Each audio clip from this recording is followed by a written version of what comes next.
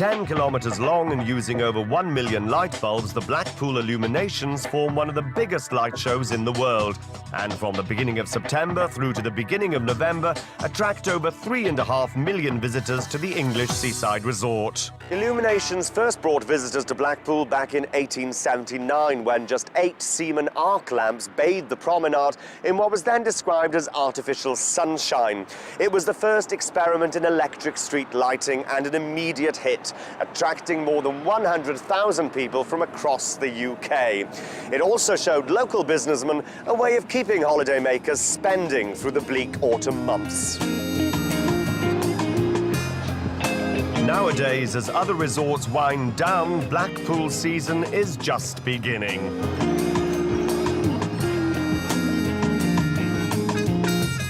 The Illuminations are a massive annual undertaking costing £2.4 million, and it's all free.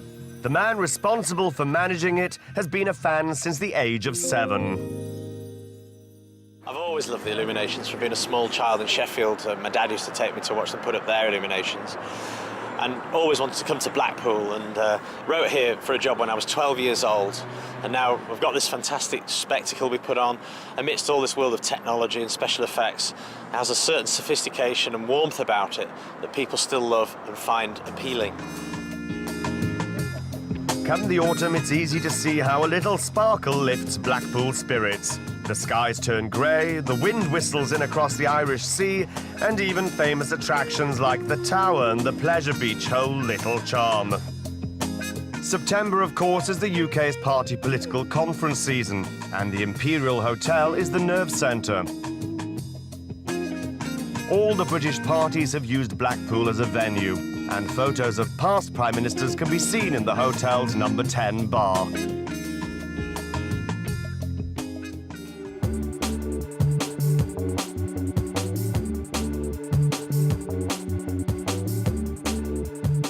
The idea of the Festival of Light is to change the way we do illuminations into Blackpool and add a new way of doing things. We have the traditional display on the promenade, but we've moved lights into the town centre this year and brought in an influx of different artists, new forms of creativity, and we're using light in a different way to attract different people and yet keep the main traditional thing going at the same time.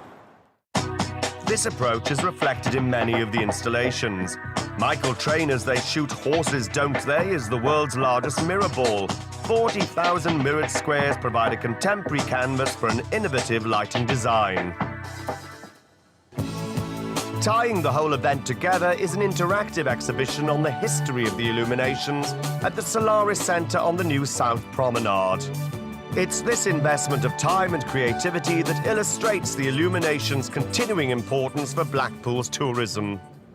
Blackpool's Illuminations are one of the most traditional attractions in the UK, and while they may not have the sheer scale of a Las Vegas, thanks to innovative thinking, it looks as though they have a future, and will see this popular British seaside resort safely through the 21st century.